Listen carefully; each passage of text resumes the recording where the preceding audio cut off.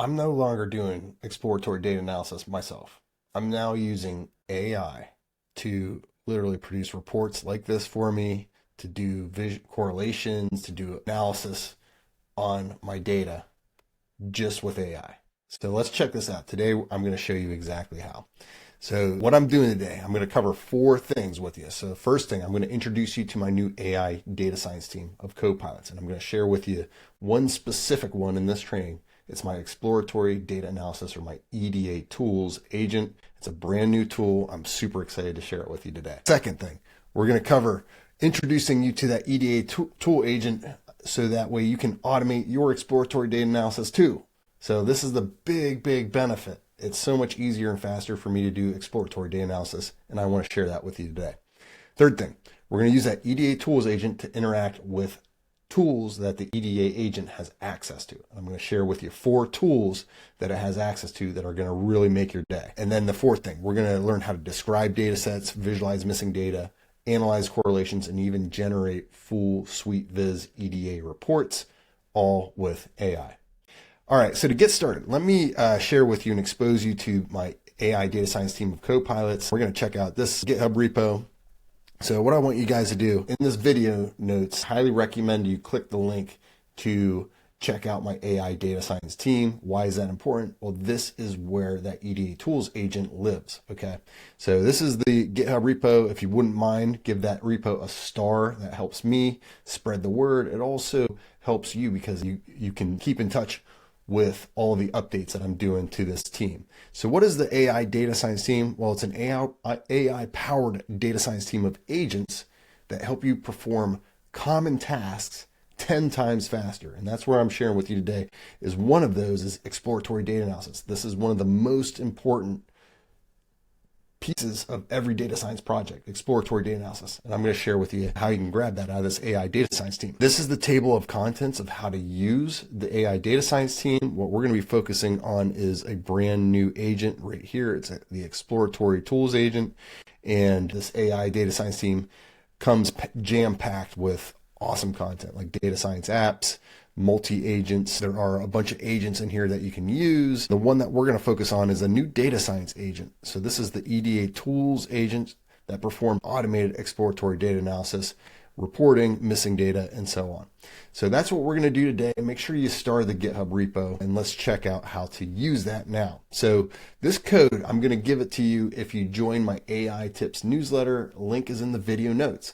All you need to do, you sign up for it, and we're going to be working out of O13 exploratory data analysis agent, but you also get access to all of these different tutorials here, like data loader agent, ML ops agent, my H2O machine learning agent, and more. So you get access to all of that. All you got to do, join the AI tips newsletter, and the link is in the video notes.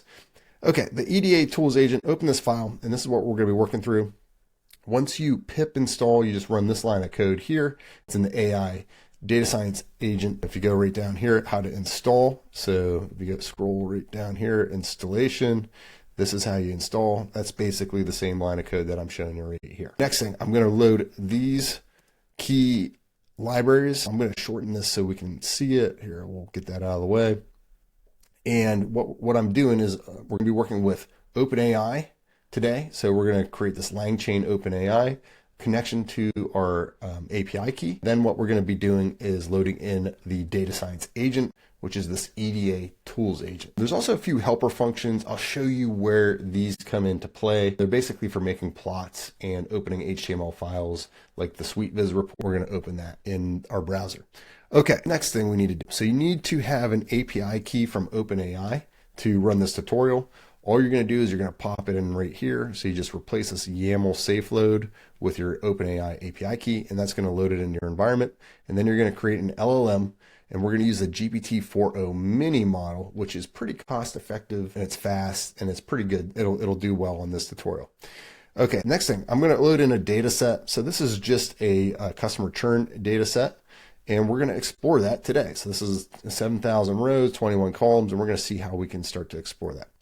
The next thing, we're going to create this EDA tools agent. So I just ran this line of code here, and it creates this exploratory data analysis agent. We just give it our LLM model. And I also include this line here, which is going to limit the recursions. So anytime we do tool calling, we don't want, if the agent doesn't know what to do, it can get into an endless for loop. We don't want that to happen. We're going to limit it to 10 loops. Okay. Next, we're ready to use the agent. So I've got a bunch of examples here. In fact, I got 6 different examples I'd like to share with you right now. So the first one is we might want to figure out what tools are available. So I'm going to ask it, what tools do you have access to? Return a table. And this is the first thing I do with any tool calling agent. So we're going to see which tools are available. It's got describe dataset. It runs pandas describe method.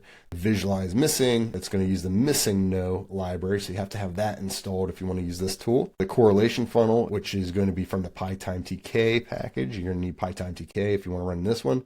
And then SweetViz, generate SweetViz report. That's the exploratory data analysis report. You're going to want to have SweetViz installed. The next thing you do, now that we know a little bit about these tools, we might want to find out more information. So this is going to give us more information on the correlation funnel tool. I'm asking it, what does this one do? Give me more information. So it's going to provide me a rundown of how this tool works. So the correlation funnel tool is designed for correlation analysis, particularly focusing on a target variable. So you give it a target bin index, and a correlation method, and then what it's going to do is create a funnel. We'll actually see that today. So very cool. It's giving me information about the tool. All right, so now let's start using the tools. The first thing I'm going to do is just ask it to describe the data set. So let's do that. And then this is going to actually call one of the tools, describe data set. And then it's telling me that the data set has been described. And if we want to see what that description looks like, it's right here. So we can see that each one of the columns has a description in terms of the number of values, the unique count, the top value, the most frequent, the frequency, the mean, the standard deviation, and that's if it's numeric. If it's categorical, it'll be more of these types of parameters, and go through each one of these and see what the values are for every single column. So that's pretty cool. It's just described it, and it's returned it as a pandas data frame. All right, next thing. Let's switch gears here and talk about missing data. Now note that this does require the missing no, so I'm going to ask it to visualize the missing data in the data set. I'm going to give it the data, and it's now invoking that agent. It's already finished, and let's see what we got here. It says the missing data visualizations for the matrix plot, bar plot, and heat map have been successfully generated.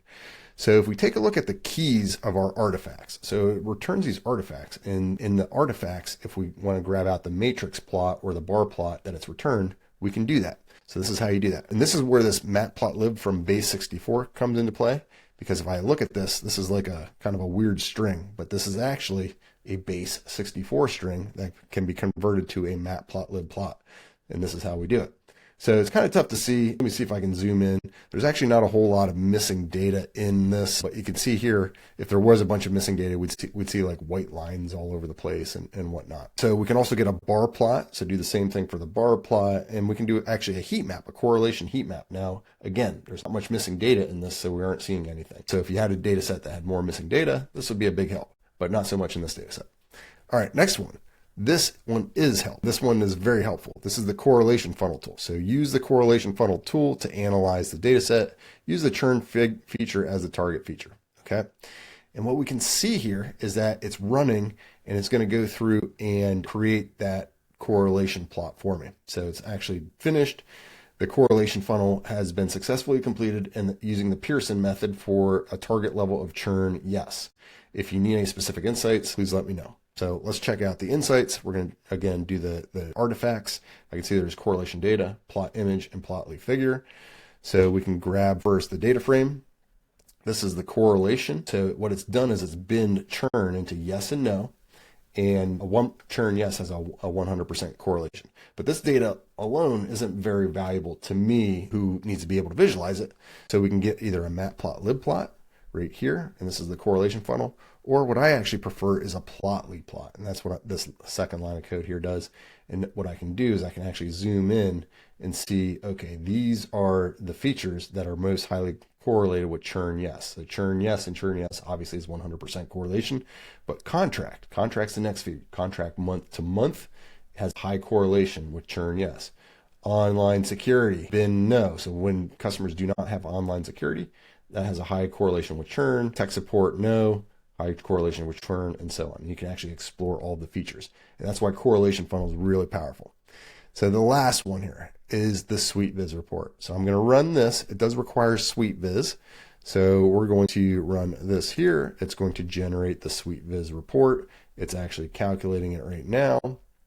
And there I have the SweetViz report. So I can get associations, so I can see churn. Note that this doesn't do any binning or anything else, so that I actually prefer the correlation funnel, which is what I used previously. But what this does do is it goes into each of these different features. You can kind of see, different relationships with churn. So senior citizen, when they're a 1, meaning yes, they are a senior citizen, they have a much higher rate of churn here, 42%. So that's double if they're not a senior citizen. You can see that if they answer partner yes, then they have a much lower rate of churn, and so on.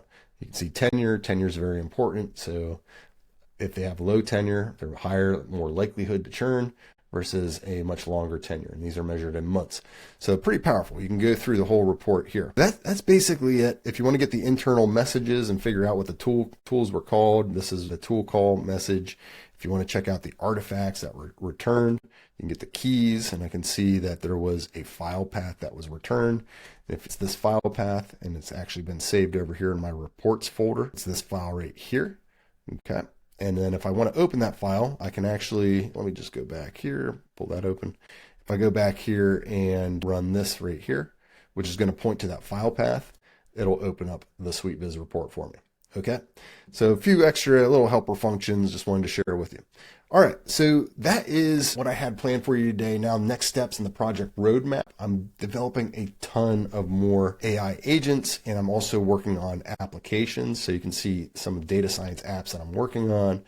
And this is just a really good project to get behind if you're interested in using AI in data science. Make sure to give that repo a star. That helps me a ton.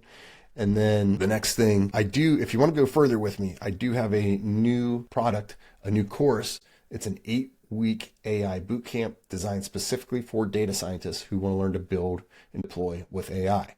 So this is the curriculum right here. It's 8 weeks. You learn all sorts of important things like retrieval augmented generation, how to build actual AI co-pilots for business intelligence, for customer analytics, for time series forecasting and machine learning.